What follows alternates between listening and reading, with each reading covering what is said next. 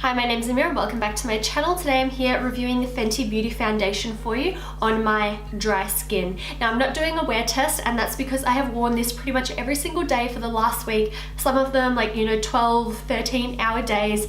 So I know it lasts, I know it works well, and I want to tell you my favorite primers to use with it and my favorite brushes and tools to apply it with. Now it is marketed as a soft matte foundation, and I definitely find that to be the case. It is not a drying matte, it doesn't look heavy or cakey on my skin or anything like that, so it definitely must have that soft edge to it, but it still looks matte. It doesn't, there's no shine to it or anything. The only shine on my cheeks is that which I have added, which is the Fenty Beauty Killawatt highlighter in Lightning Dust and Crystal Fire. I mixed the two in the duo together on all the high points of my face. So that is the only sheen on my skin. I did really lightly powder my face with a little bit of the CoverFX translucent powder. Yeah, translucent powder from CoverFX. It has just a nice glow to it. It's not too mattifying, the powder. It just, I don't know, just because I set under my eyes and stuff and just lightly dust over the rest of my face, and I've been finding that works really well. You can see from these close-ups as well of my skin, this is how it looks before on its own. It's completely normal looking skin, not the best, not the worst. It's just got a couple breakouts and pores, all of that.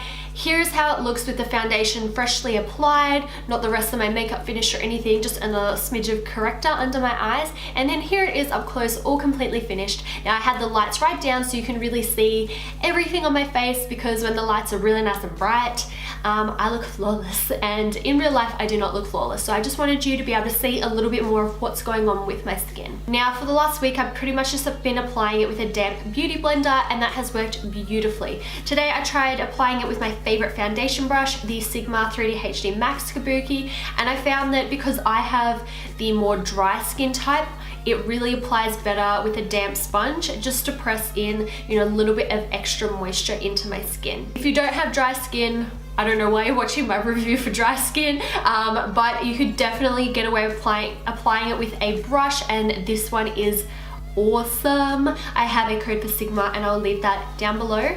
It's AMIAMAY for 10% off. I am using the shade 180 in the foundation, and I think it is gorgeous. I saw a few people getting 190 and it was a little bit peachy. So yeah, I'm really glad that I got 180 because it's really nice and yellowy. Off the top of my head, I can't remember how much the foundation was, but I bought it without any hesitations, even though I was a bit concerned of the matte factor. But in regards to price, not concerned at all. So this is how much I paid for it on the Sephora website, and yeah, I thought that was really reasonable. It is 32 mils, so it is a little bit bigger than a standard foundation.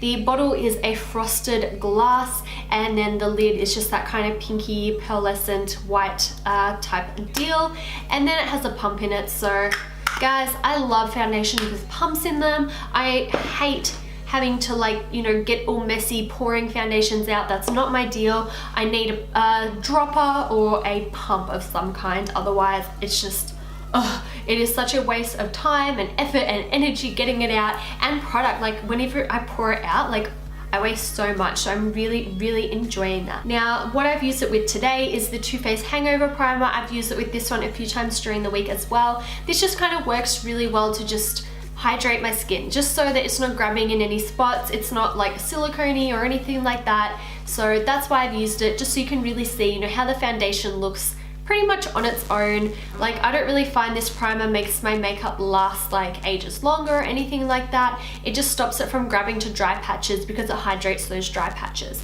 Now I used a smidge of my CoverFX blurring primer just on my enlarged pores, just through the center of my face, and that's purely because I have big pores here, and the foundation, I found that when I didn't use that primer, you could still see my big pores.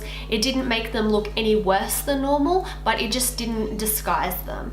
Now that's pretty standard for me. I often will use a bit of a blurring primer just in this nose and these two little dots of my cheeks right there, and that is completely fine. I do know that the Fenty Beauty primer is designed to really blur and smooth the skin, but yeah, I didn't want to go with, because I know they're designed for more that long wear and everything. I thought long wear foundation and a drying long wear primer is going to be probably too much for my skin, being drier and everything. but my absolute favorite primer to use it with, which I've been using, yeah, a few times during the week, and I love it, but I didn't want to do it with it today because I wanted you to be able to see the foundation kind of on its own, is the Mecca Max Bring It On Bright Illuminating Primer. So just something with a lot of glow. It just makes my skin look like it's beaming and glowing from within. I really like this. I love using illuminating primers with your matte finish foundations.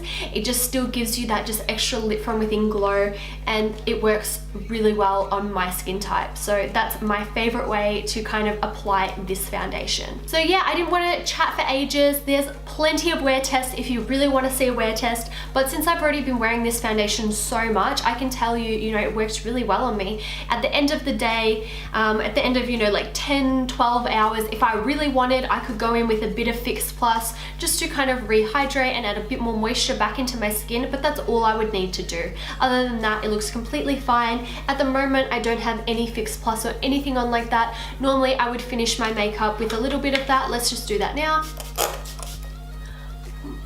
Ooh, this is the coconut one. Yeah, that tasted really nice.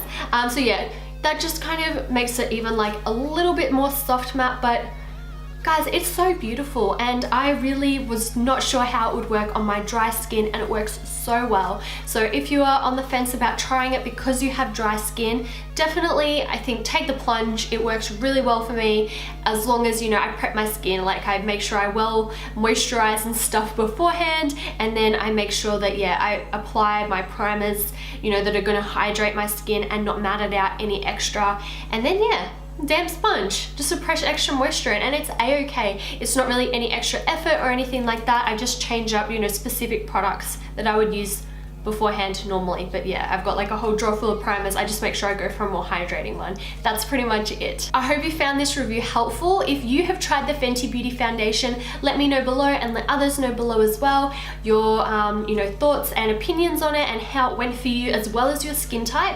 And yeah, if you enjoyed the video, please give it a thumbs up and subscribe to my channel so you don't miss out on any more of my videos. I often do foundation wear tests and reviews and all kinds of stuff like that. So yeah, anyway, that's that, guys. Thank you so much for watching, and I'll see you next time.